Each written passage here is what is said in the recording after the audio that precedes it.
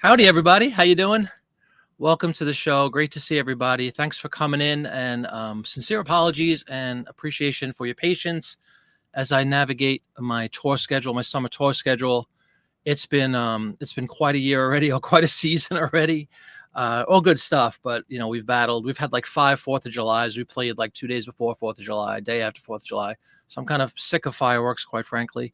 Plus, we were down in Disney and saw fireworks a couple weeks before that. So I'm enough with the fireworks. We've had also some firework problems as far as weather, thunderstorms, heat, all that good stuff. But great to be here on a Tuesday evening, 6 o'clock on the East Coast. And again, thank you very much. Seriously, everybody. I know I haven't been on in weeks, actually. I just looked at the thing. I'm like, wow. But it's great to be back. First, the Great Game Hog. How you doing, Great Game Hog? Great to see you. Hi, CJ. Howdy to you. I don't know why I said howdy. Isn't it strange? There's no prep work, in case you didn't notice. I just kind of come on and say hi. Hey, Karen, how you doing? Welcome. Hi, Florida man Jim. Welcome. Jackie Jack is here. Great to see you, man. Keith is here. It's been a while, yes. And Sandy is here. Welcome. Again, thanks so much, everyone. It's been, I think the last live show was a listing show. I was just looking at my calendar, the 13th of June. So we're talking almost a month. Apologies for that, but just lots of shows. We had the vacation for a little over a week. And Craven Cards is here as well. Welcome, everybody. Thanks for coming in. How you doing? Let's catch up a little bit. The only real big news eBay-wise was that, conversion a couple of days ago for the post office to that Ground Advantage product. Luckily for me, hopefully for everybody else, it's been pretty seamless. I have business policies in place for shipping and for everything. So it was really a matter of just changing a drop down from first class to, for those that apply, obviously. My print ad policy was first class mail. So I just did a drop down on the 9th, I think it was, right? It became available, that Ground Advantage. Selected that. It updates all the listings instantly. The other first class stuff I had that was, aside from a package, like smaller items, all went over to Ground Advantage. I've shipped a bunch of stuff, Ground Advantage. So far, no problems. Hopefully that stays that way. Thank you very much, Biff. How you doing? Biff Buffo or Bofo. That was, the big to do in Nottingham, I guess, these last, leading up to it, everybody was worried about it. I don't know, let me know if you guys have had a different experience, but for me, honestly, it was very seamless, like I said earlier, and no problems. It's basically the same thing with a different name. And they consolidated, two of those products that they basically eliminated were, I guess, scarcely used. So now it's all together and bundled with a new name on it. That's all. So hopefully everybody's having a similar experience when it comes to that. Sales-wise, because that's always the first thing most of us want to talk about, or lack thereof.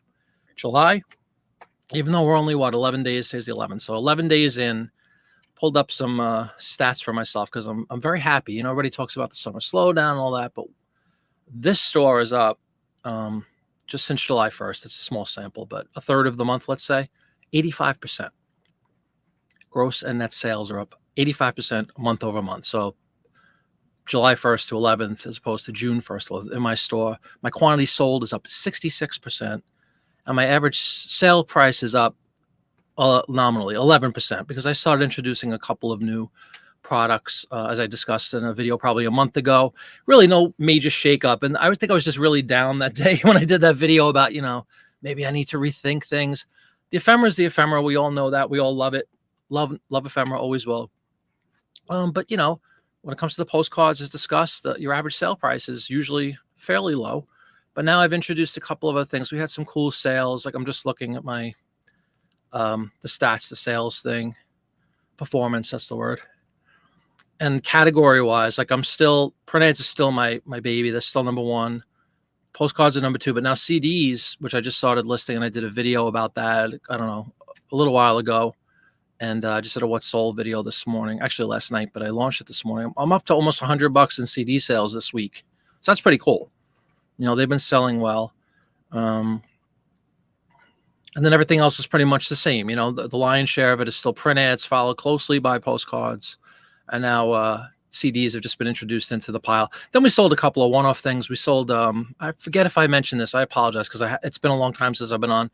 My wife had an Alice in Wonderland, the dress is hanging there, a Disney store Alice in Wonderland outfit that she got for Halloween, probably like 10, 12 years ago. Never wore it. And with the dress, it's a nice dress. It's a typical Disney parks dress. It had a tail, like a furry tail, they call it, or something to that effect, with the Cheshire Cat. Sold that just by itself without the dress for like $50. So that was kind of a one-off thing. So that helped inject a little, money into the kit there. And then trying to think what else. Sold a Disney pin set for like $25, $26 actually. Trying to see what else like outside of the usual suspects here. The furry thing was definitely, a one and done. Oh, sold a couple 78 records, including one today for $20. Sold another one for $20. So, my usual stuff, but for whatever reason, it's starting to sell. I'm thankful. Long time coming. I struggled a lot, basically this whole year. Honest to goodness, it's been a lousy year. But now that we just passed the halfway mark already, it's hard to believe. 12 days ago, we passed the halfway mark, right, of this 2023. So I'm cautiously optimistic. If I can get through July and August, which I'm sure are usually traditionally pretty slow months, and come out relatively unscathed, I'm going to be very happy. So another ironic consequence that I think, everybody preaches, including myself, list every day, do this. We were on vacation for like 10 days, had the store off, didn't list anything. Since I've been back, especially with this tour schedule I'm on, I'm listing far less than I usually do when I'm here, every single day. And yet suddenly sales are going, 85% up. And again, a small sample, 11 days, but still it's encouraging. And it kind of bucks that whole notion of, you have to list every day. So I don't know. Just ride the wave while it's riding. You have thousands of items to sell and you don't know where to begin. Oh, tell us about it. We have a great crowd in here. And by the way, to Great Game Hog, anybody else who's new or anybody who's an old timer here on the Jiminy Flip It, don't forget to leave that thumbs up. I see a lot of you have already. Good work, good work. Leave the thumbs up. We'll get a sale during the course of this show. I can hang out for a while, so provided anybody wants to listen. I don't have anywhere to go tonight. I feel pretty well rested. Last night was kind of a licking my wound thing. We got home at 3 a.m, technically yesterday, from a Sunday show, and I was just fried. And I had a lot of catch up to do and laundry to do and all that normal everyday stuff that everybody has to deal with. So that's why I didn't come on last night, but I wanted to set a show for tonight. I feel much better, much more rested. It's been quite a whirlwind of show activity, concert activity. But anyway, let us know what you're interested in, what you have, and maybe between me and the group, we can help you out there. eBay will change it auto for 30 days. Then you'll have to change it themselves. Yep. Yeah. And I have business policies, but that's correct, Karen. Absolutely. They're doing it right now. Because if you just go to print a first class, if you have your first class in there now, it'll default to that Ground Advantage now. I saw that. But I went ahead and changed it. It really didn't impact. It impacted all my print ads. The postcards are all going, unless they're over $1. Unless they're over $20, they're all going standard envelope. So it really didn't affect me all that much. I had the business policy in place. I hit a drop down. There was a new item. I changed it, and there were no errors or anything like that. There were a couple of errors only because I had offers out. You know how that works, right? If you have an offer out, it's going to kind of keep the old information until the offer expires or if it sells. Indeed, Mike. Indeed, Norwegian Wood. What's up, Automania? How you doing? You were going to list on eBay, but you hear they charge 30 cents per item per month for unsold items. No. You can be charged 25 cents. Isn't it 25 cents, everybody, for the what is it called? I haven't had one in so long. The insertion fees. They did away with insertion fees as far as like just every item have an insertion fee. Great Game Hog. When the pandemic stuff started, it was like their little gift to us, which has actually helped a lot of people, especially if you have a whole bunch of items up. But it's not 30 cents per month if you don't sell. Anyway, we can get into more detail. If you're a new person to eBay, first of all, welcome. And like I said, if you just ask some general questions, maybe everybody can help you. What kind of stuff do you have? Because you said you have tons of stuff. I'd be curious. Hey, Will, would you sell 1930 Life magazines as a whole or take out the print ads? I would take out the print ads, Will. In a New York minute, I would take out the print ads, virtually without exception. But if you are new, Will, I apologize. I don't remember if I've seen your name. You might have been in one or two shows. But anyway, welcome to the live show. I have a whole series all about print ads and my philosophy about them. If you want to check it out on YouTube on my channel. But yeah, without question, I would always part them out, as I like to say. Probably sell fast a whole. Yeah, you'll get name your multiple here. You'll get 100 times the value, 50 times the value that you could get for the magazine as a whole. game home, you need a store that gives you X free listings. Yeah, I don't know that you need a store, but if you have a good amount of quantity, it certainly makes some sense. Here we go. I bought 11,000 baseball cards for $100. Cool. I don't know much about baseball cards as far as, selling them. I used to collect them as a kid, of course. But if you have 11,000 cards, like right out of the gate, that's a pretty good quantity if you can get them up quickly. There are many, many, many YouTube videos out there for people that sell trade cards and game cards, all that kind of stuff, baseball cards, hockey cards, football cards. You might want to check out some of those videos for specifics about your niche, which apparently is sport cards. Hey, what's going on, Dawn? What's the matter? Is 6 the new 7? Did I put 7 on there or did I put 6? I thought I put 6. But anyway, I'm here. That sounds fun. Books, VHCs. Oh, great. You got a whole bunch of stuff. Yeah, man. Do check out some videos. At least that's what I would do if I was new to something like that. Check out some kind of newbie welcome to eBay videos. There's all sorts of information. There's forums within eBay that you could tap into. Again, most people that are in this show anyway are veterans of eBay, for better or worse. And if you have specific questions, we could all help you out. Hey, Empty Nest, how you doing? Maria, what's going on? Great to have you. Again, thank you everybody for coming in tonight. I know it's been a very long time. I put 7 on what? On the thumbnail, maybe? Whatever, Dawn. Whatever. So picky. I'm just kidding. Hey, Mark, how you doing? Welcome to the show, Mark. Hey, Jeff, welcome to the show as well. No, I'm not going to do Tuesdays, Jackie Jack. I just, tonight I needed to, for this week I needed to. I've been having to go back to like the middle of June. We went on vacation on what, the 19th, 18th, 19th for a week. But prior to the vacation, I had said we have a lot of, I do the concerts. I have a lot of shows occurring on Mondays and Fridays, basically from now until mid-September or so. So since I couldn't do my traditional Monday and Friday nights, I would try to do off nights, like a Tuesday night here and there. And then we had, like last week, we played Wednesday and Thursday, like back to back. So it's just been a matter of not really having time to get on. That I want, I want to feel alert and with it when I'm doing these shows. And I've been anything but, because it's most of the shows, except for Sunday night, we played in a nice theater. But most of the shows in the summertime are like outdoor things. Right around 4th of July, we played a ton of shows before and after with fireworks and all that kind of stuff. And as fun as it is, it's been very, very hot. There's been like threat of thunderstorms. We had that stupid smoke roll in about a week ago again. We were worried about being smoked out. Thankfully, that didn't come to fruition, but we didn't lose the show. We went on. We usually do 3 sets, like 3 specific sets with different eras.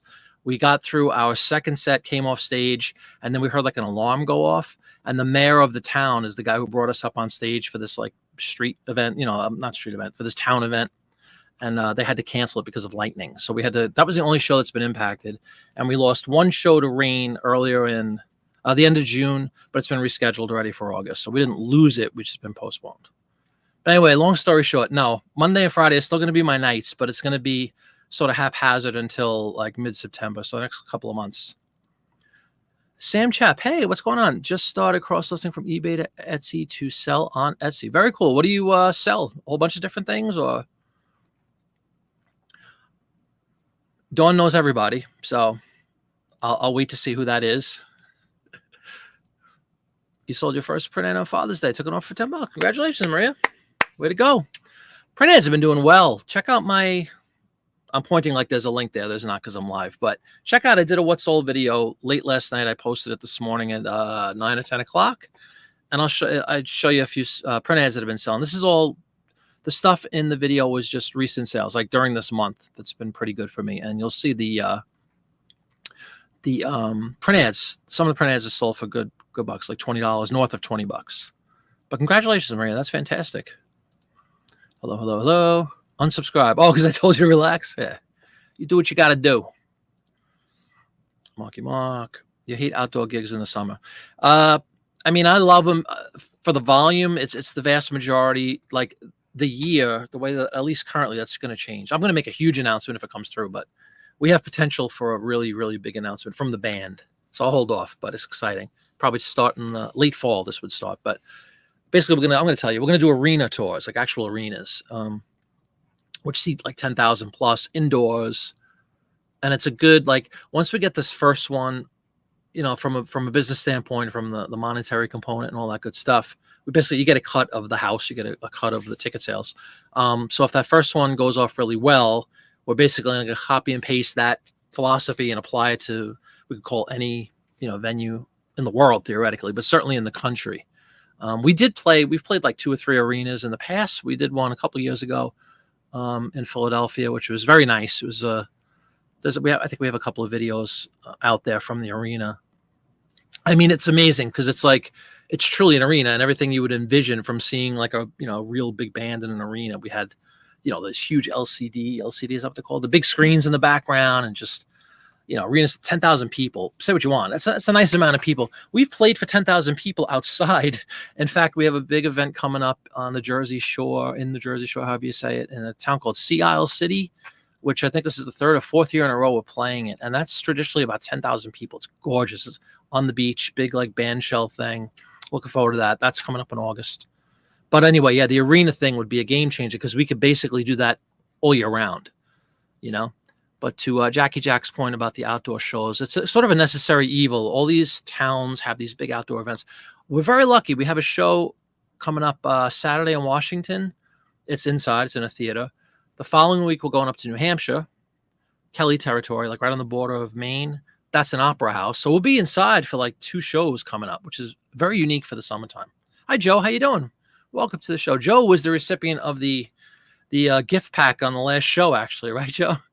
With the print ads. Hope. Let me know what you did with those. Did you try to list any of those? Mark is Mark. Oh, the French Mark. Oui, oui. Oh, I thought maybe you knew Sam Chap. Karen saw it. Thank you, Karen. Yeah. Things are looking up. Yeah, you're very welcome. Welcome to the show. For anybody who's new, you'll see I basically post everybody's comments. I like to just take a look. Yeah, it is cool. I mean, it's happening. It's just a matter of exactly when. And we have to sign the contracts and all that. I didn't say where we're playing specifically, but we're looking to, get into that arena. Haha, no joking. Pun intended. But that would certainly expand things. Again, expands our reach, expands our ability to travel more and be less dependent on, weather issues like in the summertime. Of course, in the winter, weather is an issue too, but not in an arena. I mean, you still got to get to the arena, which could present its own challenges. How you doing, Jem? Welcome to the show. Good to see you. Romans called arena players gladiators. That's, absolutely. Are you not entertained? I don't know what that means. Release the Lions? Is that a gladiator thing? On that National Geographic's look. The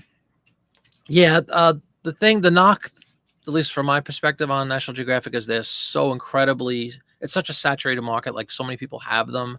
I haven't seen many that sell individually for much money. With that said, I've never tried to list print ads from a National Geographic. And my philosophy, Game Hog, again, if you watch the video series, maybe after the show, you could watch the video series if you haven't seen it, but you hear it in more detail. But my philosophy, like I said, is basically almost without fail, 99.9% of any magazine that you'll get your hands on, the value, if you cut them up and sell the ads individually, is going to far exceed the value of a magazine as a whole. So while you might be able to get $5-10 on a typical National Geographic, I've heard the World War II ones do a little bit better, but let's just say $5-10 for argument's sake is your going rate for a National Geographic for those interested, at least on one of them. Again, one ad, you take one decent ad out of that, you can get $15-20 out of it. So you're never going to convince me to sell a magazine as a whole. There's very few exceptions. I have sold a couple of individual magazines that were kind of special, but most of your run-of-the-mill magazines, you're going to do much, much, much better.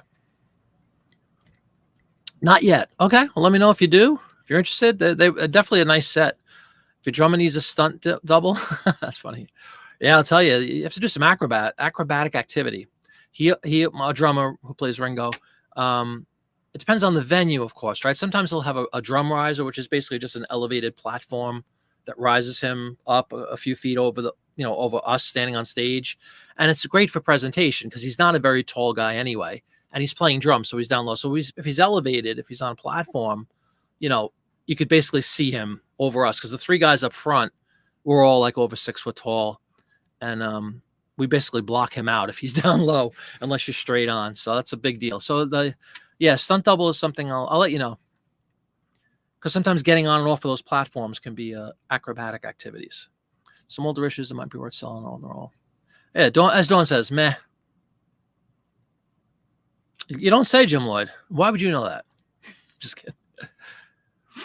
Cool. Oh yeah, you sold the ads. Yeah, I haven't actually. It's so funny. I think I probably mentioned this, like I mentioned everything over and over on the shows, but at some point, I'm sure I mentioned. I remember. I think it was 8th grade graduation. My dad got me a subscription for a year to National Geographic, and I had them. You're talking over 40 years ago now at this point. I know I had them somewhere, and I don't know where they are anymore. With all the moves I've done in the last 42 years or whatever it's been, they might be lost, or they might be sitting in a bin back there. I don't remember, but that's something I just, I did thumb through. They would just come in the mail every month for those of you who have had subscriptions to that. And now definitely that'd be a nice little collection. I don't know how many I have. I think I continued it for like 4 or 5 years of subscription. Is it once a month? I don't even remember. I think it's once a month. So you figure there's 50, 60 issues potentially. So I will, if I do come across the National Graphics, as a matter of fact, I'll probably do a video about them, and we'll see what kind of ads are in there. They're not going to be that old. They're only going to be, compared to the stuff I list, they're all going to be contemporary, like, early 80s magazines, which again, nowadays is 40 years old, believe it or not. So you probably find some cool stuff that people would find interesting. Age itself is not the sole factor in determining value of a print ad. It can help, but it's not the only factor. Captain Eddie's Treasures. What is going on, man? Now known as Eddie Golden III. Welcome. Listening to a mixture of antique cabinet card photos and jazz records. Miles Monk, awesome. Coltrane, you name it. Biggest Shot Still, Vinyl Squad. That's so cool, man. Yeah, Captain Eddie's Treasures. I have a customer of Captain Eddie a couple times. Bought some records. Fun individual. Great stuff out there that he has available. I haven't looked in a while. Crazy Eddie. Captain Eddie, Crazy Eddie, Crazy. Who remembers Crazy Eddie's, the record store in New York? Captain Eddie. I'd be happy to post, if you have a link, Eddie, like a current link, if you want people to go to your store and check out some great music, check him out. You have 500 plus National Geographic. Yeah, man, absolutely. Assuming you're a man. Sorry, just says great Game Hog. Don't know if it's a man or a woman. But yeah, just do the math. Again, I have no idea. I've never opened up a National Geographic to look for ads yet. But let's just be very conservative and say there's 20 ads per issue. I'm not a mathematician. What is that? What's 20 times 500? 10,000? 10,000 ads potentially. If every ad sells for $1, you make $10,000, right? Again, they are long tail, vis-a-vis takes forever to sell.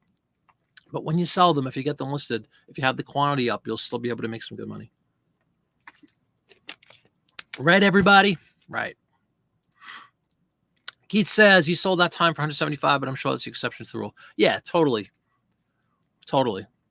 And I have no problem at all. Everybody do what you want. If you guys like the notion of selling, you find a cool magazine, you can make $100 and it sells relatively quickly, go for it. Absolutely. Admittedly, my stuff is going to sit there for a long time in most cases, or the majority of it is. But in the long run, we'll get more money back. So it's a matter of if you just want a quick flip and make some good money. If you got it for nothing and you could sell it for $175, I mean, a salud. Have your people call my people. Yeah, we'll have the agents. Ivory soap ads, sure. I think we've listed a bunch of them on the listing shows. Yes, I hate when the tennis balls on my walker catch. Tennis balls on your walker, sorry.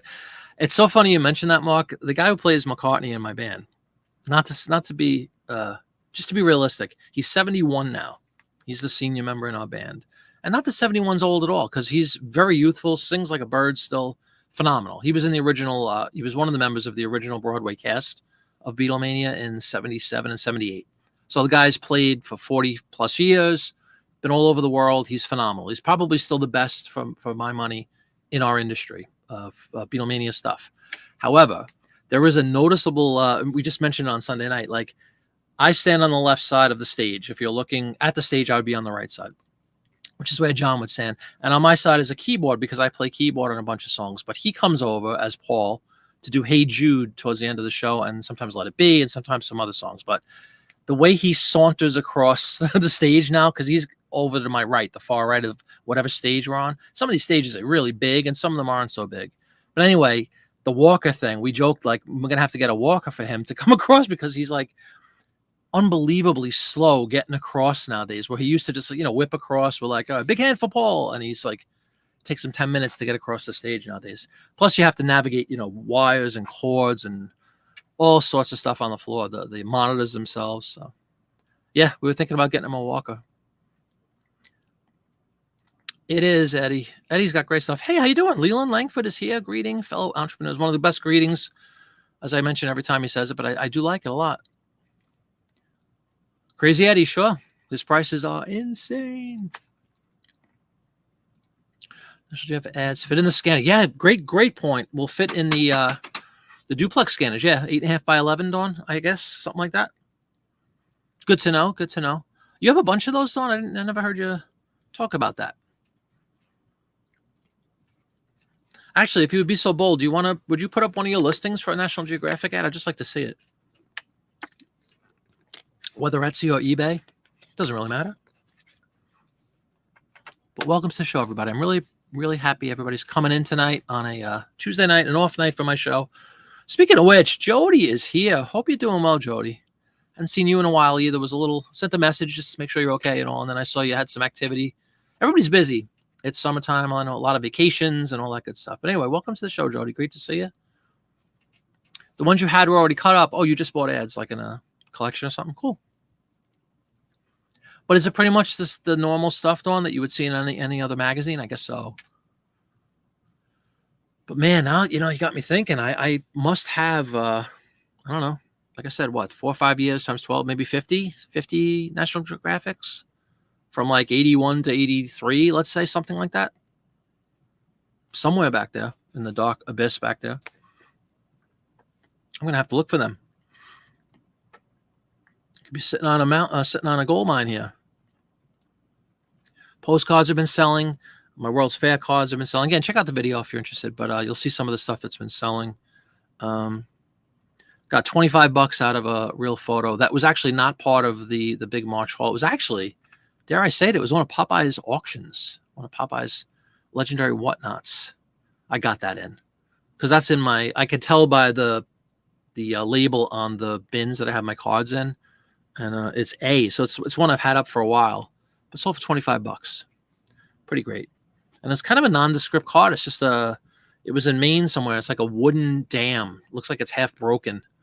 It's just an image of like a sepia tone sort of, which it's nice looking, but nothing remarkable, at least in my view. But the buyer certainly liked it and picked it up for $25. When I can get over $10, $12 for a postcard, I do a little jig. That's a lot for me.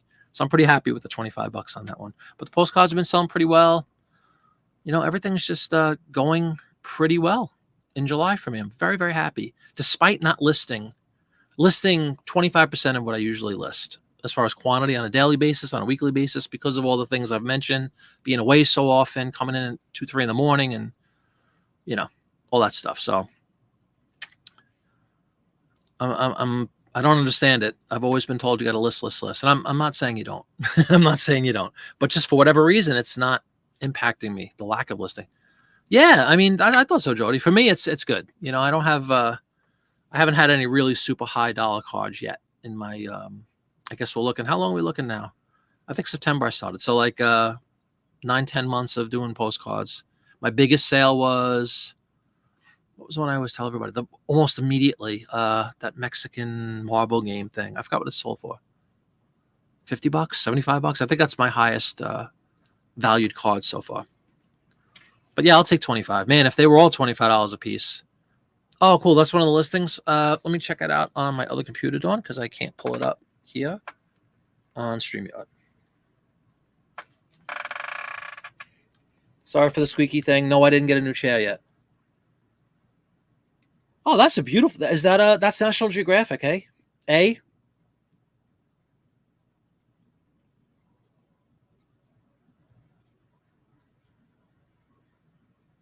I'm just looking at your listing, Dawn. You don't put what magazine it's from. 6 3/4 inch by 10 inch. It's actually a really nice image, though, of the ad itself. I don't have that one. Lincoln Zephyr. Good work, doing right. Check that listing, everybody. So yeah, it looks like you'll find the usual stuff in National Geographics. I need to tap into my lost collection. It might be truly lost, but to me that's encouraging because they don't typically sell great as a magazine as a whole most of the time. Hey Dean, how you doing? Hello to you. Welcome to the show. Thanks for coming in. Yeah, no, I appreciate it, Don. Thank you very much. National Geographic, sure. Would you prioritize a nice two-car ad after the two individual ads on the reverse? It depends on. That's a great question. Happens all the time, actually. I'm often in a quandary like that, like which one to list. I would probably go two-page car ad unless the two on the opposite were something that would get me like $20 a piece. Then I would probably split it up. It really depends on what the products and what the advertisement is on the other side. Most times, I would err on the two-page car ad, absolutely. Especially if it's a centerfold, Biff. An actual centerfold where it's not two separate pages. Most of the double-page ads are going to be two separate pages, unless it's the centerfold. And if it's the centerfold, I try, best efforts when I'm carving up doing my autopsy on the magazines to not rip that center line. I'll indicate that could be, there's going to be a staple mark in there potentially, obviously. Most people don't care, though, as long as it's in good shape. 9 times out of 10, yes, I would go two-page car ad because you're going to get a lot more money for them, usually. Yeah. Hey, Allie, how you doing? Nice ad. I agree. It's a very attractive ad. Great to see you, Allie.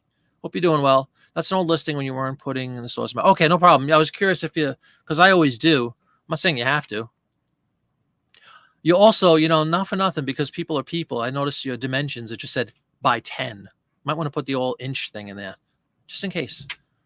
Because as discussed, people can be moronic. I like how you add the close. Yeah, that's a great approach. Absolutely. If you have something that, like the car itself in Dawn's ad, that you want to do a second photo of, or just, I guess you could tell me if you did this, Dawn, but you could do the scan of the original and then just kind of crop and save it as a separate picture, a close up of the car or something that's really interesting within the ad, especially if the ad has a lot of different elements to it, which some of them do, and you want to draw attention to something. I think it's a great idea to put the second picture. Again, I keep saying 99%, but it's true. 99% of the ads I have up are going to just be one page. Well, one image, one scan. I've never ever had a problem with that. I know for years they've been telling us eBay suggests you put, 5 images, 3 images, whatever the number is. I've never had an issue. There's no reason. I mean, if I have a print ad that's scanned at a really nice, high quality DPI and all that, what am I going to do? I could do 10 pictures and just isolate 1/10 of the page. That's just busy work and nonsense. To me, the ad itself is going to sell itself, the image, as long as it's a nice crisp image. I think it's a good idea once in a while, certainly. You don't put inches in titles. No, not titles. You had it in your description. Your description, not your title. All those Coke ads you've sold on Etsy were from the backs of National Geographic. Really? That's great to know. Actually, is that something that's typical on National Geographic, Dawn? They often have a Coke ad on the back? Again, having not seen one in 40 plus years, really? I can't think of last time. Probably when I was in high school. The ones that were contemporary to the time when I had them and they were brand new and they would arrive every month, it wasn't anything phenomenal, quite honestly. It was nice to have, and I appreciate it because it was a gift from my dad and all. And, I would bump through them and read them, but I never thought that 40 years later, I'd be cutting them up and making money. Yeah, the back page of any magazine can often be filthy or scratched up, whatever. But again, that's a huge point when you're looking at magazines to source, be it, a flea market or a real estate sale, wherever you're going to find them. Don't be put off necessarily, like most people would be, by a scuffed up cover. I've said this 1,000 times too, but it's really important to remember that. You might see the front and back, go, oh man, this is a piece of junk magazine. And meanwhile, the whole intersection is pristine. And that's what I look for. I don't care about the cover per se at all. I don't really sell many of the covers. I have sold a Maryland cover from a Life magazine. I'm trying to think. I sold a couple of individual covers, which is always a good idea. By the way, there's a little pro tip, as they say nowadays, right? You could absolutely sell just covers of magazines too and make some money, depending on who's on the cover and all that. You got all the national geos you've listed as loose ads. Okay. No problem. You were about to ask about covers. Yeah, Salem cigarettes, absolutely. You'll often see cigarette ads on the front and back. It could be anything. You're right, though, Dawn. It's interesting you say that because it's true on life as well. There's a lot of Coke, and it always makes me aggravated because Coke, being Coke, highly collected, one of the premier, companies in the existence of mankind as far as success goes, right, and popularity and collectability. And it's true, they're almost always on the back cover, and most back covers are going to be a little, mucked up. And I guess as long as it's not destroyed, and you're very transparent about it in your description, and the image will obviously tell it all. But I would reiterate, even if the image shows these markings and stuff, I would certainly, make an indication, be it in the title or in the description, that there's some, some quality issues to the ad. But you're right. I would often see Coca-Cola on the back. Q ad sellers. How many listed? Q ad sellers? How many listed? How many sell a month? Hi, honey. Hi. Hello. Mail lady didn't come. Now, you know what? I'm going to publicly embarrass the United States Post Office. This is like how many days? They don't need you to. I'm going to publicly embarrass you. Here I am singing the praises of Ground Advantage. They haven't picked up my stupid. We're lucky enough to have. I shouldn't complain because for years I didn't have this, but we have pickup. We have this wonderful woman, Cynthia. Did you take them to the post office today? No, I didn't. Did you go out? I did go out. Did you get cream? I did. Why don't you go check the fridge? Yeah, I got all your stuff. But anyway, folks, yeah, our usual mail lady was on vacation. She's kind enough to always give us a heads up. Hey, I'm not going to be. It was last week during 4th of July. She was off. No problem. So for that week, my wife could bring, long story short, I don't want to bore everybody, but we have those plastic, what do we call them? Plastic containers for the post office. She gives us a bunch of them. So we fill them up with whatever we have to mail. My wife at her job, she has a mail guy comes in every day at like 10 in the morning. So like what I'll usually do is everything that's sold. He scans them in front of me. Oh, that's awesome. Let's say current day, right? Everything that sells today, I could put into that basket and then she could take it to work tomorrow morning. And then all I'll have to deal with is current day sales. I have same day shipping prior to 11 a.m. on like all my print ads, all the paper stuff that's easy to ship.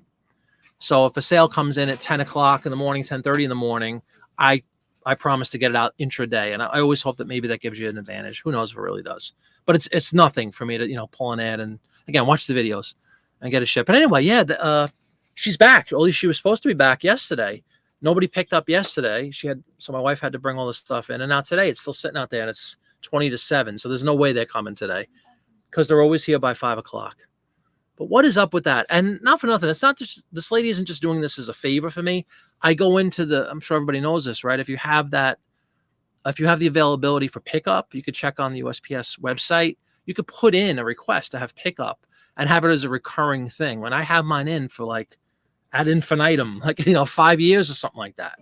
So what is up with that they're not picking up? It's actually really aggravating, man, because then, these are all things that should have been shipped today. And although they have the shipping label on and all that, it's going to show as a late scan. So it's not cool. Is there a way to put a picture in this chat? Dean, no. You can email me if you have something, jiminyflipit@gmail.com. Send me the image via email, and then I can pull it up if you'd like. A link like Dawn just did, Dean. No, but Dawn can do it because she has the wrench mic. So just send me an email, Dean. I'd be happy to take a look.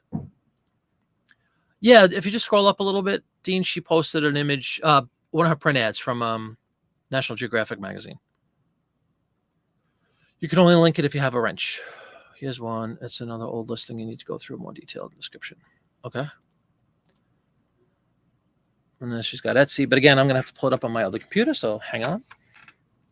Please hold. But that's not cool. Post office not picking up, Partners Ace. Yeah, there's an example of a beat up ad.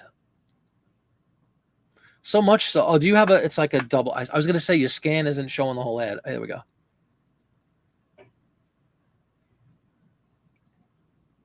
Again, Dawn is employing the 2-picture thing. So she has the main scan or whatever method she's using to get her ads up. And then she zooms in close up, in this case, of the lady with the cards in a mouth, as one does. 1933 Coke print ad. Yawning woman playing cards. Refresh yourself and be alert. Non-drowsy. That's a way to put it. Non-drowsy. That's awesome, Dawn. I'm just reading her, again, condition. Let's see. Some dirt and marks, minor creasing, torn edges, have not been trimmed.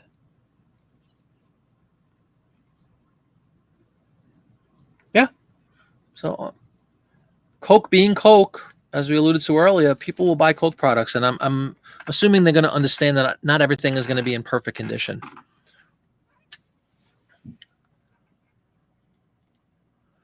Just to show how dirty. Yeah, no problem. Mark, in one of your videos coming up, you talk about the 5 reasons why postcard sellers quit fail. What do you think would be the reason? Low sell-through rates, low price per item, don't have enough volume. Yes, I know I'm behind. Let me catch up. So I went on my little rampage because my wife came down with the bad news that they didn't pick up my stuff. I actually had not a lot, a good amount this morning. You're welcome. You're welcome. Nah. Tina, you sending me an email? Well, that'll do you in. What? Oh, record labels? Wow, that's interesting. I would proceed at my own risk in a case like that. Have you seen the many videos out there that sing the praises of using wood glue to clean records? Don't do that, folks. Don't do that. Sold a few in worse condition. Cool.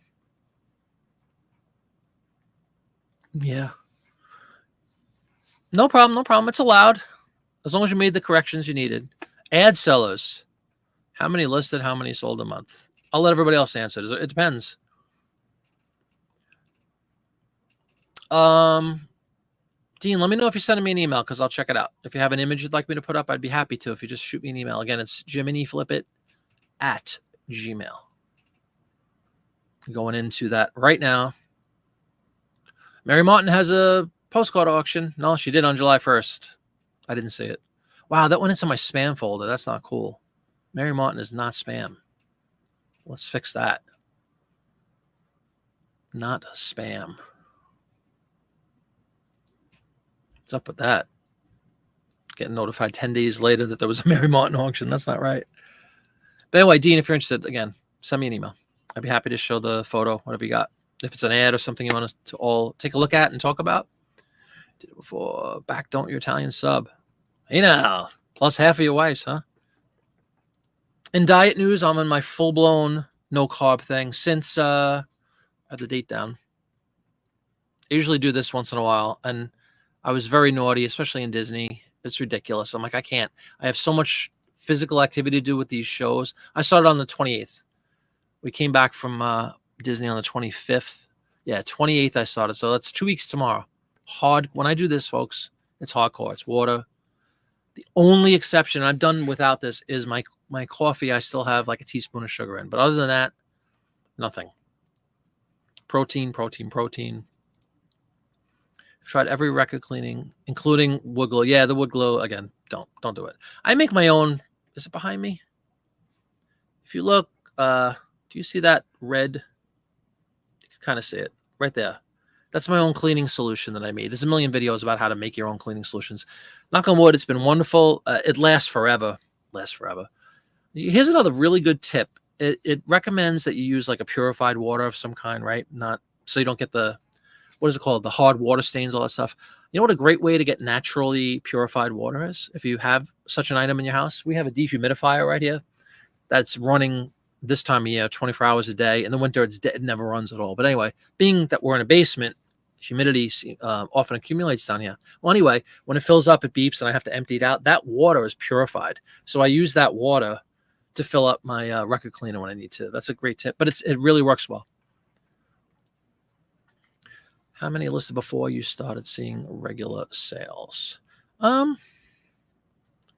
It's a cliche about the volume. You need volume to sell them. I think it's one of the truest statements about print ads in general. You might be able to sell, if you list 10 of them, depending on what they are, how scarce they are, how much they're collected, you might be able to sell them really quickly and have only 10 ads up. But for me personally, I didn't start low or with a small quantity because my first foray into the print ad thing was when we picked up the 650 Life magazines a few years ago.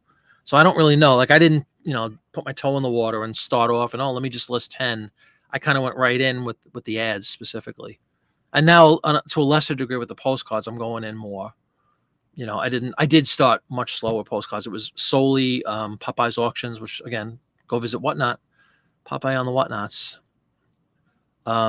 So I picked up, a couple of hundred, I guess it was. Maybe I got one. I was a member of the Tub Club once, which I think is 500 cards or whatever. But like my first 1,000, let's just say, were all through Popeye on Whatnot. So I did start off very slowly with postcards, but the print ad thing, I just kind of got right into it. So I was maniacal about it. Or when I first got those magazines, I'm like, we got to get these up. We got to get these up. And that's before I got that, the large flatbed scanner. And I used to do kind of like Dawn. I would have like a double image. You can still see some listings on my store actually with that, where like, because I had a regular scanner, which is behind this, underneath in this thing in back of me right here, I have a printer down there that has a scanner like a flatbed, but it's small. I think it's only like 12 inches. So I would scan half of the image and then flip it around, scan the other half. So every one of my old ads would have two photos because it was the top half and the bottom half. But it prompted me to get, because we had the quantity up, prompted me to get the flatbed. And since then, I've been very, very happy about it. They could be big pictures in Canada. They cannot see during the smoke. Yeah. It was really cool? We played in the theater, I was telling you, on Sunday night. And they have what they call retro night or something to that effect. We were up in, I never got to see this. Has anybody ever been in the back room of a movie theater where they actually have the projector and everything? Well, we got to go up there. It was kind of cool because some of the sound equipment was up there, and we stored our guitar cases and all that during the show. Well, anyway, they had the night we were playing, right before we went on. We went on at 9 o'clock. The 7 o'clock show, I guess it was, 6:30, was Jaws, the original Jaws. It's really cool. I remember seeing that as a kid and being petrified. And it was just really wild to see it back on the theater, and it looked fantastic. So they had Jaws playing. Wow. June was a really bad month overall. Sales-wise, you're talking about? Yeah, June wasn't great for me, although June was better than May. I think May was my all-time low. Was that the month? It was April or May. Everybody said, don't worry, it's summer slowdown, but it wasn't summer yet. My summer slowdown started in February and continued basically through May. So I had a spring slowdown. Sold 20 in May. Don't, I can change that for you personally. Don't sell ads. I was gonna, but I found a really better niche. Cool.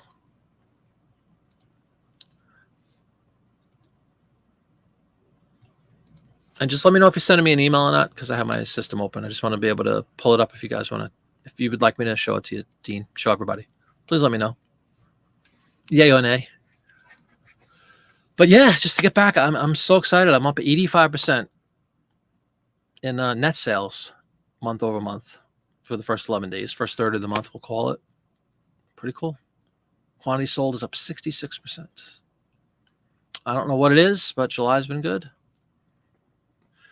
The only thing I could think, the only thing I've done differently in July is I started listing a bunch of CDs, but I haven't sold that many CDs yet. I think I listed 40, 45 of them out of the 100. A couple of them I noted in the video this morning, because one went for $20, which was really pretty cool. But all the CDs I've sold so far have been over $5, $6. Like I'm not going to sell them for less than that. And the $20 one was really nice. And then I sold a Debbie Gibson album of all things for $9. Who knew Debbie Gibson made an album called Deborah? Actually, I think I do remember that, but nobody bought it. But anyway, I went for $9. I think the scarcity of it probably made it pretty valuable for a CD. It's such a sin. Those things were so expensive when they came out. And now you could buy them for $1 or 50 cents each.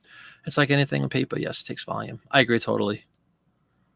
And volume is also a relative term, One man's volume might be another man's molehill. Is that expression? No. Popeye has volume. Mark has volume. I'm sure a lot of other people. Kelly has volume. That I know of anyway. The people that I know. You listed 1,300 ads in the last 2 weeks. You've sold 13 so far. You'll be at 4,000 by the end of the year. Fantastic. Yeah, just get them up. Can't hurt. And once they're up, there is no rhyme or reason, which you probably already see, Biff. I've said this, and it's happened. I think it happened live on a show. You could list an ad now, and it could sell in 10 minutes. You could also list an ad now, and it might not sell for 3 years, and everything in between. And that's true of postcards too, I guess, to an extent. Although I don't have the background yet in postcards to validate that statement, but I would imagine they probably have pretty similar sell-through rates. And the only advantage for me is the vast majority of my print ads sell for much more than the vast majority of my postcards so far. And when I say much more, 3-4 times, maybe something like that, $20 ish versus $5-6, you know, like anything else, it depends. But just in general terms, the print ads sell for a higher amount than postcards, but they have very similar sell-throughs. And that's where the volume game comes into play. But yeah, like your 1,300 you've listed, you sold what, 1%, right? In 2 weeks. It's a slow moving item, but you might sell one minutes after you list it, and you might not sell it for years. It's just the way it goes. You're not blue, ha. Sales to 31 days are down 30%. I'm very sorry. Do month to date. Just do the current month and see. Electric Blue cassette. Yeah, Out of the Blue, actually, right? Isn't it called Out of the Blue? Debbie Gibson recorded Out of the Blue in a studio in Brooklyn that I used to play in all the time. I used to do original music, and we recorded there in 89, 90. It was like right after her album came out in 87 or 88, 87, I think. Out of the Blue. And it was hysterical because the whole theater was like a shrine to Debbie Gibson because, you know, she had a gold record. So they had that all over. Like we used to go up to the staircase to the control room, and it was all Debbie Gibson stuff. I never met her, but she was in the studio. Oh, she recorded that album Out of the Blue right before, like a year or two before we went in there. Oh, my light is going to fade because I forgot to put it on the charger. Hang on, everybody. Anybody getting any sales during this conversation? Usually we hear all the good news about cha-chings happening. Haven't heard anything. See a lot of thumbs up, which I greatly appreciate. Hope you all have a great day. Hope you have a great day as well, Dean. Thank you for coming in. Your most popular print ads seem to be the black and white Scotch whiskey. Get out of here. Yes, those are popular. Biff says 35,000 postcards. They're not terrible categories. They are long tail. We've come up with a word to disguise how slowly these things sell, called long tail. 35,000 is a good volume. Very good volume. Oh, no better. Plus 11 days is too small. It is, absolutely. I'm just excited when once I get to it's a little early. It's only the 11th. Let's say the 15th is when I usually look at let me just look at performance this month. But 85% is pretty significant. I'm pumped to see it up because usually I've been down 85%. So it's very nice to see green for once on my performance tab. Not a one what? No cha-chings. Oh, that's not right. You know why? Because I don't think I filled up the Jiminy dust machine before we went on. I have to fill it up. It hasn't been filled up in 3.5 weeks. You shared a sale from earlier today. Oh, yeah? Cool. Your whole day has been just awful for sales. Maybe one of the worst this year. Just today specifically. Sorry to hear that. I zipped by it. Monty, did I tell you I sold one of our test title? Oh, no. Did you really? Get out of here. Is that seriously what you wrote? Just postcard one? What was it and what did it sell for? You have a wrench, Mark. You can put it up if you'd like to show everybody. The listing, the sold listing. That's a riot, though. We always say people don't read, and there's your proof, right? All right, we're going to close out the email because obviously we're not getting a picture, but that's okay. 35,000 postcards. Wow, a couple hours worth. Yeah, a couple hours, absolutely. Your sales year to date up 128%. There you go, Dawn. And then that's not all that matters. So you seem to be experiencing what they commonly call the summer slowdown. Maybe it's just a byproduct of summertime. And I'm sure because I'm opening my mouth on the 11th, watch, I won't have, I'll crash for the next 3 weeks. How many days are left in the month? 20 days, 3 weeks. I might be down 90% the next 3 weeks. We'll see what happens, but I'm just going to ride the wave. I'm going to get back on the listing horse. I don't have another show until Saturday. So this is a nice little stretch of off time finally.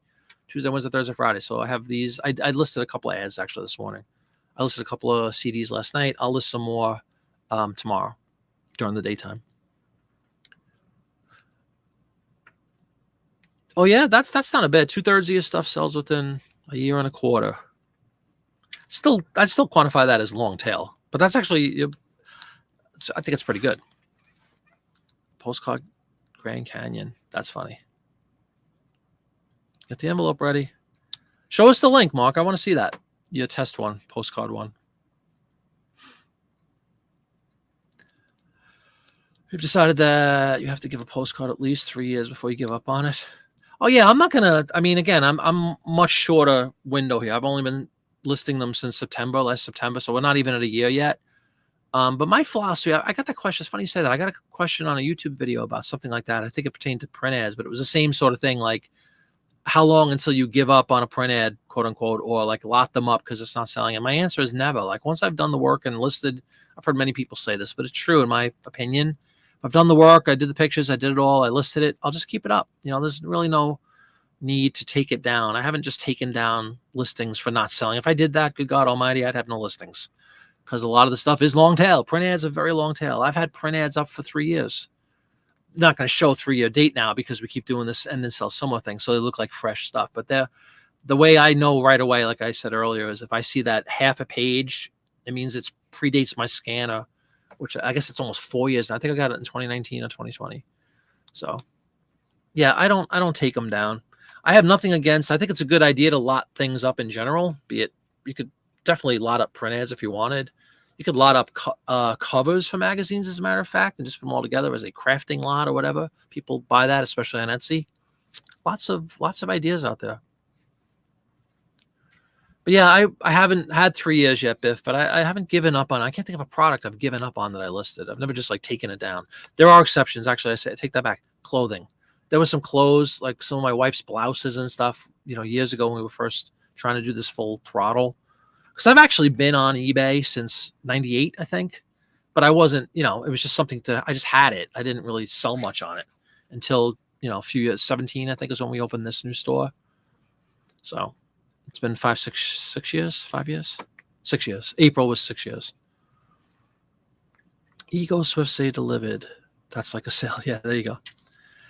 What's up, Carl? How you doing? Number 2 is here. Great to see you, man. Again, sorry for the very long 3.5 weeks since I've been on live.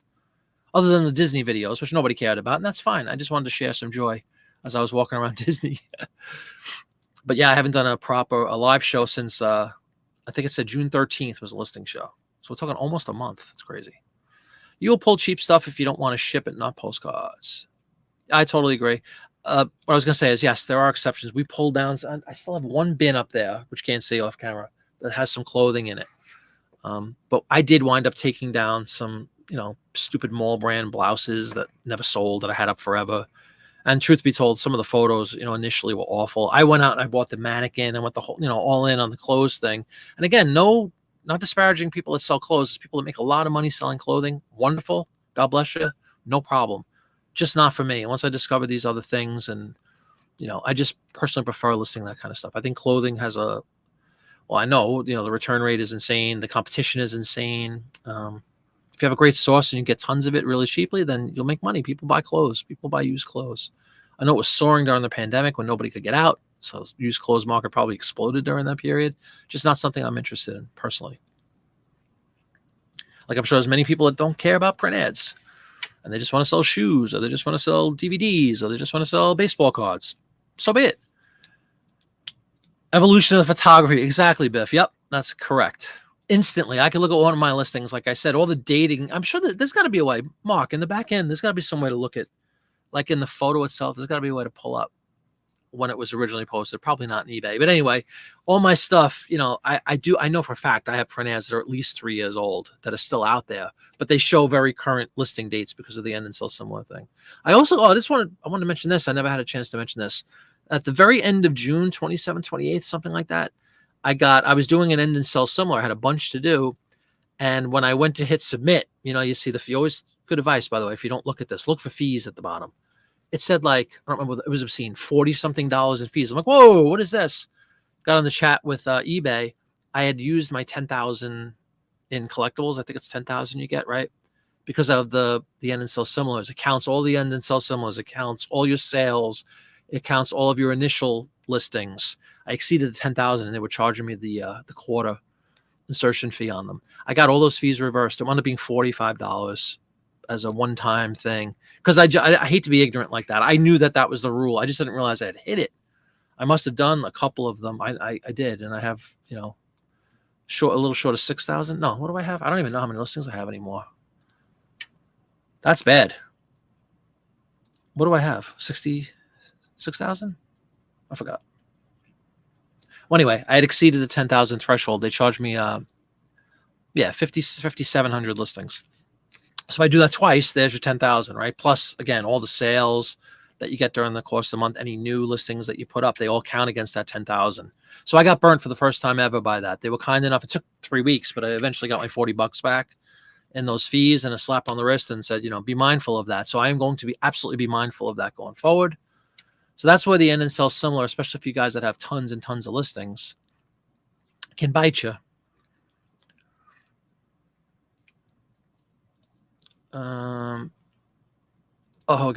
You hate photographing and listing clothes with a fiery rage. Yeah, the photography element is a nightmare. You know, I'm sure most of us who have done eBay for any, you know, decent amount of time have dabbled at least in clothing. It's almost always your introduction into reselling. It certainly was ours. It was so many other people. And then with YouTube and the advent of YouTube, and when people started doing these videos, I would watch people, like I'm sure a lot of you have too, reselling clothes. Here's what you do. Here's how to, you know, the specifics, of course, are crazy. The required specifics for clothing are pretty outlandish. So I used to have like a template that I built, you know, size, armpit to armpit, like all these crazy things. And no matter how many specifics I put into my clothes, you'd always get a question. What's the, you know, whatever. Is that really red or is it burgundy? Like things like that, that's another thing that's very tough to get across sometimes. It's less of a factor nowadays because the cameras are very good. But there's always going to be that little element of, when it comes to clothing, like this almost looks like a burnt orange in my video. It's like very dark red, but because of the lights that are on me, it changes the color sort of, right? So same thing with you taking pictures on a mannequin, and I would have natural light and I had a light box. I tried everything under the sun. It was very difficult to get a completely true color to what I was seeing with my eyes versus what came on the thing. So I get pictures about the colors, you know, you get returns. You said this was extra large. It fits me, you know. Of course, people that are heavy didn't want to admit it or something like that. And they're like, I only wear an extra large. And you know, it was too small. It was too big. I hated it. I genuinely hated it. But it was, again, my introduction sort of to the full-time stuff on eBay and trying to get to a full-time point at that point. So I'm glad I did it. I think it teaches you a lot about the service element when it comes to eBay and the questions that come in. I've noticed all that is like basically dropped off the table with exceptions. But when I got into ephemera and records, and I love records and media and all these things, far less questions. Almost, again, every time I open my mouth, I have to hit knock on wood. I never get returns, ever get a return. Whereas clothing is probably every day you'd get a return, I would imagine, if you have some volume. You know, there's just so many, like most things in life, there's pros and cons to everything you choose to do. For me, the cons greatly outweighed the pros when it came to clothing, so I bailed on it. A lot of people do very, very well with clothing. But much like Dawn Wright, yeah, I hated doing the photography as well, mostly because, and you need a lot of pictures. I know they've expanded. It went from 12 to 24 a little while ago, right? So the 12 pictures even seemed like overkill, but, you know, take a picture. If God forbid there's like one little, a loop of a sweater that's off a little bit, you know, they'll return it. You didn't tell me that sleeve had a loop missing. It's just crazy. I couldn't take it. Oh, you called Carl Furnace Fella. That's pretty funny. What's up, Popeye? No problem, man. Good luck. Yeah, everybody go check out Popeye on Whatnot. I'm not going to be on that much longer. I just wanted to come on and say hi to everybody. It's been a long time, but great to see you, man. Popeye is now, I noticed also, he puts his Whatnots on YouTube. So I would get pop-ups on, no pun intended, pop-ups from Popeye on YouTube all the time. So he's like multicasting his Whatnot stuff. But definitely go check out Whatnot and Popeye's postcards. Hey, Mark, how you doing? Good evening to you as well, sir. Great to have you. Very good. Where's your better half? Is she here yet? Hope you guys are doing well out there. Mr. Laurie, exactly. Everybody pay homage to Mr. Popeye. Howdy, howdy, howdy.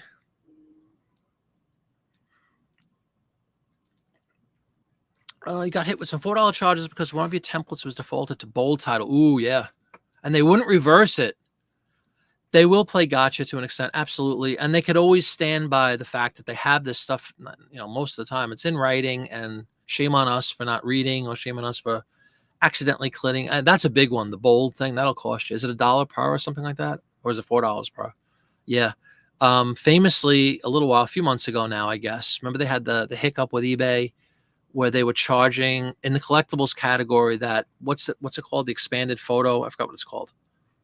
There's an option that's usually $1, but Gallery Plus, that's what's called. Gallery Plus, I was suddenly charged a whole bunch of money on a bunch of items because it's supposed to be a free feature for a collectibles category, and they had a glitch, and we wound up getting charged $1 per listing or something like that. They wound up reversing all those, but that was a mishap for sure. So much so that I haven't even ticked that button anymore because I'm afraid of getting charged again. But things like that are going to happen, and that's a gotcha. You're right. That's a great word, a gotcha. But I often think, like at most things, in most companies, if you try to be polite and courteous and nice about it, like this was the first time ever that I had that exceeded that 10,000 in a month. So they basically said, we'll make a one-time exception, blah, blah. And I'm really glad they did, because I was like $40 just because it was my usual just end and sell similar nonsense. But I understand that's totally, but they do have a lot of gotchas. Found it. All right, that's the postcard. I got to check this out. The postcard that says postcard. Let me scroll up.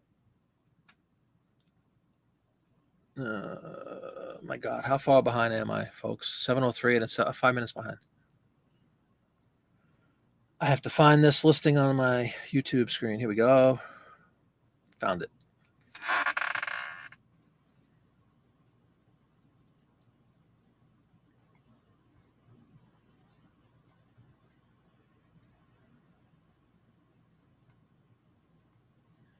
Postcard 5. That's hysterical, Mark. Postcard 5, baby. Wow. Again, proof nobody reads. And you have no specifics in there, really, right? Cities and towns, printed lithograph, standard side. That's it. Description, postcard 5. That's brilliant. Is that the only one that's sold in that test, Mark? Was it just the one? Number 5. Yeah, I see it. Crazy, crazy, crazy. You have one dress listed. It was a pain to photo. Oh my God, yeah. Now again, there are, like everything, there's exceptions. The Disney dress I just mentioned, the Alice in Wonderland dress, I'm going to list that because people go bonkers for that kind of stuff, and you can't get it anymore. A lot of the Disney stuff it's put out for a limited time, and that's the case with the Alice thing. So I'm going to list that dress. But that'll get me like over $100. The tail, I told you, got 50 or $60, whatever it was. The silly tail. So stuff like that, sure, but I can't even remember the brands. Those cheesy mall brand blouses that are worth like $5, it's just too much effort to try to sell one stupid blouse for $5-6 and then get a return on it or get somebody complain that it doesn't fit. And dresses or long items are hard for me to photo as well. Sure. I have the mannequin. If anybody wants a mannequin, I have a full mannequin with the pole and everything. It's almost as tall as me. I'd give it to you for shipping. Grade 0 information. What's up, Sal? How you doing? You're listening and working on reports at work. Appreciate the conversation. I appreciate you being here, Sal. Thank you very much for coming in. Hey, Grant, how you doing? Welcome to the show. Canadian, right? Canadian. I'm trying to remember. It's been a couple of weeks. Is Grant number 3 actually? Queen of Canada. We obviously have the Queen. We have Carl. Is Grant number 3? I think we dubbed him number 3 yet. Greedy and sneaky. Yeah. Maria says, you didn't like clothing either. Surprise, me neither. I now have mannequins and you're going for scarecrows. That's hysterical. Yeah, you could dress up. Sure. Dress up the mannequins. Seasonally. Just got a return on a shirt. Photos not as described. You kidding me? See, I mean, again, I seriously mean this. Don't rip on people that sell clothing or anything. I'm not. There's people that probably love doing that stuff. It's like right up their alley, and that's awesome. I just don't personally like it. Pros and cons. They probably sell a whole lot faster than my print ads sell. But as Jody alludes to, you can get a lot more returns. You get a lot of of course, the old thing was that, especially like prom dresses, things like that, they would rent them. Somebody would buy it, or it's the prom and then return it. Same thing happens in real stores, though. Same thing happens in retail. If anybody's ever worked in retail, it's going to be the same thing if you go to Walmart or to, I don't know, some ladies' store. Same thing. Happens all the time. My wife did it once. She rented a dress, got it for the wedding, and gave it, not our wedding, got it for a wedding we were going to, returned it. I think it was Kohl's. I'm going to list 3 lots of arcade movie TV stock cards. Oh, cool. Ooh, TV stock cards, like baseball cards, but TV stocks. That's pretty cool. I don't know. Check it out. Check out comps, man. So what you like about postcards: 2 photos, no returns. Yeah, please, exactly. I agree. And that, to me, that's not just postcard. It's an ephemera thing in most cases. The print ad thing is the same thing. The trade card thing is pretty much the same thing. You get good people that are just typically older, like to collect stuff. They're not going to complain typically. They know the card they want 9 times out of 10, right? And they're going to get their card and be happy. I'm astonished. I've said this too. I'm astonished over the course of these last 9, 10 months since I started doing the postcard things, how pleasant these people are and the frequency by which they leave positive feedback. It's remarkable. Almost every card, I swear to you, almost every card I send out, I get a positive feedback on. Great card, great shipping, carefully shipped. It's awesome. It doesn't always happen, as we all know, in most other niches, but these postcard people are really nice. Your niece has her own bridal shop. Oh, there you go. That's pretty cool. Hey, Barbara, how you doing? Welcome to the show. Christmas in July with Barbara Engro. Welcome to the show, Barbara. That's all I feel like doing on YouTube. And that might be much, yeah. Do you get I never looked at the live views. Is it on par with what you get on Whatnot? Like, no, I guess you have to be logged into YouTube to see it, right? That was a stupid question. Like, if you have 50 people watching your Whatnot, it doesn't translate to 50 YouTube watches, right? They have to be in YouTube. I've thought about you could do anything on multiple, especially with StreamYard, you could do it with multiple platforms. Like, I could stream this on YouTube and Facebook at the same time, because I have a Facebook page that nobody goes to because I don't go to it either. I just have one, the Jiminy Flippin' Facebook page. So don't bother going to it because I'm never there. But anyway, in theory, I could stream to both platforms. With the Beatles stuff, we used to do live shows like this before I started this show and this channel with the Beatles stuff. And we did it exclusively on Facebook because most of our fans were from Facebook. It's exactly the same thing. It's just streamed to a different platform. But it is cool. You can do a dual stream if you like. You only watch Popeye on Whatnot. Yep. Yeah, I mean, in all seriousness, everybody knows we don't have to you don't have to worry about anything when it comes to Popeye. Obviously, postcards. He's a maven. Great guy in general. Great service. You're gonna get what you get. He might even throw in some extras if you're a frequent flyer. And it's a win-win situation. I hope it keeps going. I hope Popeye stays in the business for a long time.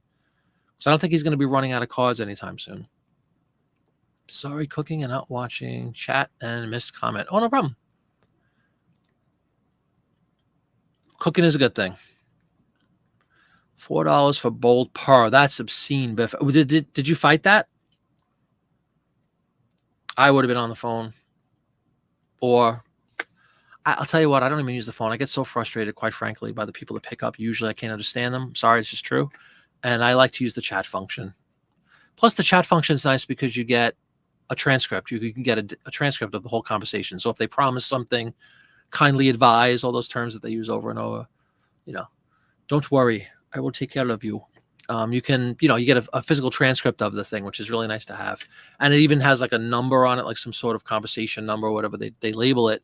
So when they don't give you the refund they promised you, and a week goes by, you say, hey, I was speaking to, Joseph on a chat last week, and here's the transcription number. And they, let me review it or whatever. And they'll say, oh, yes, there's been a holdup. But it's nice to have. Whereas on the phone, unless you take down names and all that stuff, you don't really have that option. It's also easier to get heated and upset on the phone, at least I think. I love the advent of the chat thing. This goes across not just eBay, all customer service, whether it's your cable company or your insurance company. Anytime there's a chat option, I really like to use that. Fresh green beans, golden taters, bacon, and ham on stove. Oh, Lori's finishing her day on the phone. Okay, very cool, Mark. My goodness, I have so many comments. You have new old stock still sealed 94 DC Superman shirt. Cool. Yeah, get it up. That's cool clothing. When I refer to my hatred of clothing, it's not really even a hatred. That's too strong. But my dislike of listing clothing, it was the run-of-the-mill stuff, the basic, I call them, whatever everybody says, the mall, the blouses that my wife used to have that we started our business with. I know jeans can do really well. Some good jeans can sell. Shoes certainly do really well. But again, with shoes, you're still going to have a very high probability of getting returns. People, a size 12 is not always a size 12. That's the risk you're on with things like that. You could also have people potentially borrow shoes, rent shoes for an event or something. Grant, sorry, Mr. Comment. You hide it right away. What burns me is that you think it was their glitch. Sort of similar to the thing I was alluding to earlier, right, with the Gallery Plus thing. Yeah, no, that's always a good thing. Again, if we could do that every single item, we'd all be multimillionaires. Well put. Way too many variables. Again, pros and cons. They usually sell pretty quickly, especially when compared with most ephemera. But yeah, there's a lot of, to me personally, there's just a lot of risk. Certainly risk is inherent, I think, in that genre, clothing, shoes, all those kind of things, jewelry, even to an extent. I think people can, the scam level goes up, probably none higher than like cell phones, electronics, which you could sell almost the second you list it. But unfortunately, the odds on you getting scammed or, a return coming back with a brick, all that kind of stuff, exponentially higher than most anything, and certainly much, much, much more than the ephemera stuff. I had the one, what was the one I told everybody about last month? The print ad that sold. The lady wrote that she loved it, but her husband didn't like it, so he had to return. So she had to return it. It was like my only return. Or was that a postcard? I forgot. I think it was the only return I've ever gotten on a postcard. You just don't see it too often. The people know what they want. The collectors out there know what they're collecting and what they want. And a postcard, with exception, obviously, if you're talking continental, but a postcard is going to be a standard size postcard. They're not going to say, I thought this was, 10 by 11, 8.5 by 11. They're not going to say that. Which is why with Dawn's, when Dawn put that listing up for her print ad, the 6 by 10, whatever it was, I know it sounds stupid, but I make sure I put inches in there. You don't want somebody to think it was a poster or something. So I play down, list down to the level of those who are looking at your listings. Dumb it down a little bit. Try to take out as many elements as you can that could potentially backfire on you. Arcade cards. Cool. I don't list my eBay because I'm maniacal about keeping it data as possible. Cool. Some stats coming up in a video on feedback. I received 100 different postcards. 100. Very cool. Yes, always check out Mark SM Postcards on the YouTubes. Great material. And he churns it out. You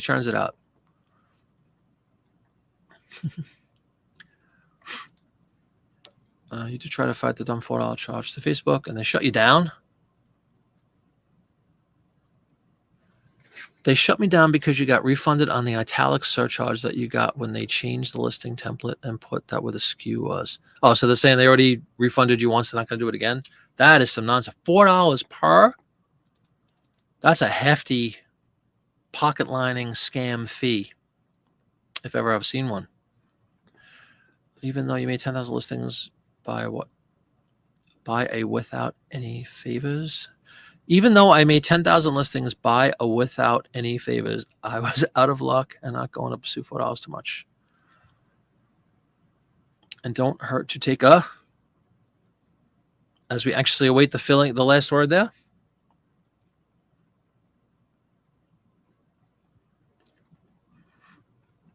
We await, Craven. We're all going to wait for you.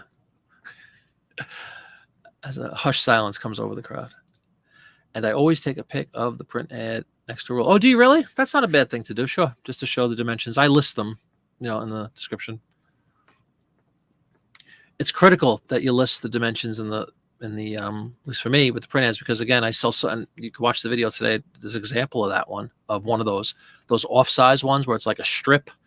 The one I mentioned was like 15 or 16 inches by 3 inches. So it's like a strip at the end of the page. I sell lots of ads that are, 5 by 7 or 3 by 5 or 2 by 2.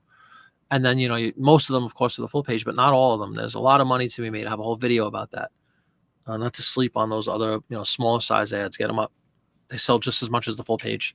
All comes down to what the ad is for, what the topic is, what the product is, who's looking for them. Even though you made 10,000 listings without asking any favors, no problem. Yeah, I'm trying to read it, and I'm thinking it's me, because it usually is. Not reading it correctly. You made 10,000 without asking any favors, yeah. So they basically said, we've already refunded you once. Tough luck. How nice of them. eBay's a business. They're a for-profit business, in case anybody didn't know that. So I get it. But at the same time, don't nickel and dime people. Because their business exists because of us who sell items on their platform, right? You think they would be a little nicer to people. Craven heard that eBay frowns upon ruler picks. I know so many people have them, not just ads. Name your product. I've seen a lot of pictures with rulers. I don't think I've ever used one personally, but I never heard that there was anything like negative. Dinner time. Oh, enjoy, Karen. I'm starving, by the way. I haven't eaten yet. Mrs. Flippett hit a diner on the way home and got me some carb-friendly food. No carb-friendly, I should say. Little a Reuben, for those who know, Reuben sandwich, delicious. I got a Reuben without the bread, so it's like a platter with the corned beef, a little bit of sauerkraut. So good. So that's waiting for me. I just got to heat it up after the show. Get some protein. Thanks for coming in, Karen. Enjoy your meal. Exactly. Partnership, right. Yeah. They don't exist without us, and we kind of don't exist. Well, I shouldn't say we don't exist without them, but we'd have to go to a different platform. And at the end of the day, and I think most of us, despite all the complaining we have a tendency to do, it's natural. People like to complain about everything more than sing the praises of most things. For whatever reason, people are usually pessimistic as opposed to optimistic in general. And I say it with pride. I love eBay. I love being able to sell. I love the flexibility the platform offers. I like the way you could tailor your listings. I like all the little gadgets they provide to us, the tools, the way to market. Do I like paying fees? No, but so what? It's a necessary evil. It's the way to get these stupid pieces of paper, as John says, in front of millions and millions of eyes worldwide. If you want to open up your own website and pay all the, get your own marketing in place, good luck with that. Let's see if you could get the outreach that that eBay has. You'd probably pay a whole lot more per item in fees too when these things sell. So I'm not an anti-eBay person at all. I love it. I love eBay. I get frustrated like anybody else would by when things go wrong, or if I'm nickel and dimed like that. Like if I didn't expect that. By the way, I didn't even ask for the refund on my insertion fee thing last month, the end of last month. They just offered it to me, and I had it in writing, which is again the one nice benefit for me personally with the you get a transcript from when you use the chat function. It's nice to have. Whereas on the phone, it could be like, oh, so and so didn't say that, or it's hearsay almost at that point. But when you have it in writing, it's in writing. I am going to offer you a refund. Please, please know that next month, blah, blah, blah. And I'm like, absolutely. Thank you very much. I was really gracious. I had no idea they were going to offer a refund. So I was kind of pumped. It was the first time it had ever happened. Hopefully the last time it ever happens. I wouldn't expect a refund if I do it again this month. You got to, at some point, take on some, accountability and learn from mistakes. Brats and beans. Bratwurst. That's right. Yeah. Yeah, we're gonna get off food quickly because I am actually very hungry and I haven't eaten in a long time, and I have my corned beef waiting for me, which I'm going to destroy, absolutely destroy. Maybe we'll call it a show in about 5 minutes. We'll go to 7:30 or so. Again, thank you very much, everybody, for coming in. Anybody has anything else they want to talk about or bring up, or show and tell with listings or sales? Is everybody pretty much in the summer slowdown thing? Or most people doing okay? Or most people doing lousy? What's going on? What is the pulse of the eBay reseller out there today? As I just get inundated with junk emails. It's out of control. Today's that Amazon day. What is it called? Prime Day. So I'm getting an email like every 5 minutes from Amazon. Because like a lot of people, we buy a lot of stuff on Amazon. Biff loves eBay. There you go. I totally agree. Like I said, to me, I call that nickel and diming, whatever you want to say. They collect our fees on every transaction. They collect fees on top of shipping and taxes, which is all nonsense, but it's their world, not ours, their universe. But I agree. Like, come on. Treat people well. They'll stay. They'll retain good sellers, right? You won't turn people off to the platform by nickel and diming people or screwing people. I was very grateful they offered that return because that was totally my fault. I couldn't believe I had exceeded that amount, but sure enough, they even pointed me to the screen, which I know about on the Seller Hub, where you could see like how many you have left, how many listings you have left across categories and all that stuff. And I had certainly exceeded it. It said 0. And the reason I knew right away when I went to hit submit on that last sell similar and it said 40 whatever bucks, I'm like, whoa, something's wrong. I am too. So you're not alone. Like I said, I think I just got to fill the machine up. Things selling steady here. Oh, wow. Very cool, Jody. Too many emails, what, from the Amazon stuff? I'm getting crushed with this stuff. Postcards selling well, not much else. That's interesting. What else do you sell primarily, Jim? You would classify things as lousy at the moment. You're starting an Etsy store because you want to get the eggs out of that one basket. I definitely get that. Etsy, again, I technically have an Etsy store. I pay no attention to it. I might be under 50 listings at this point. When something sells, I do a big J. I'm lucky if I sell one thing a month on Etsy. Steady growth paying off. Good for you, Leland. Yeah, I'm having a good month so far. It's only 11 days, but I'm having a much better month than I've had in recent months. So I'm encouraged by that. And may it continue. You know, there are ebbs and flows, there are ups and downs in all things, all facets of life, including eBay. But I'm just happy because it is, I mean, we're in the heart now. July is the summer, basically, you know. August, everybody's already got their pumpkin drinks and all that stuff out, even though you still have like 2 months left until fall, but that's okay. We'll get to that next month when everything is Halloween in August. Disney has their Halloween party coming up in a few weeks. I think it's like 3 weeks. Absolutely insane. Summer's like 3 weeks old, not even 3 weeks old. You know what I mean? We still have 2.5 months of summer. So anyway, I'm glad that, you know, so far I haven't been bitten by the summer slowdown thing yet. I'm sure that'll change. Unfortunately, I think it's just a fact of life. It'll happen eventually, but I'm going to ride the wave, as I said earlier, until it crests. Hey, Lori, how you doing? I'm so sorry. I'm just about to sign off in a couple of minutes, but thanks for coming in. I heard you were still on the phone up until just very recently. Great to see you, though, Lori. Hope you're doing well. Hope your sales are doing well. Hope you're doing well personally. It was great to catch up with everybody tonight. It's been far too long. And here comes Kristen to say hi. How you doing, Kristen? As I sign off, great to see you too. Definitely check out Rural Squirrel on YouTube. She has great material, travels the country, doing fantastic videos about all her little thrifting finds and her visits to the bins across the country. Great to see you, Kristen. Hope you're doing okay too. Hope you're having a good summer so far. But I am going to sign off in like 2 more minutes. A variety of small things. Yeah, no, that's cool. Too many things to list, but you just listed a bunch. That's cool. And you think, and the postcards are the only things that are actually doing well for you right now? It's cyclical. It'll come around. You got 45 plus postcards were canceled by naval censor. Wartime on the back will go well with my ship cards. Cool. I'm so sorry. These people coming in as I'm signing off, but I really appreciate you taking the time to stop in. Let me go to my calendar really quickly. There's no hard stop here. I'm starving to death. I want to go eat. That's really what it comes down to. 7:30. Haven't had anything since like 11 this morning, so I'm hungry. Friday.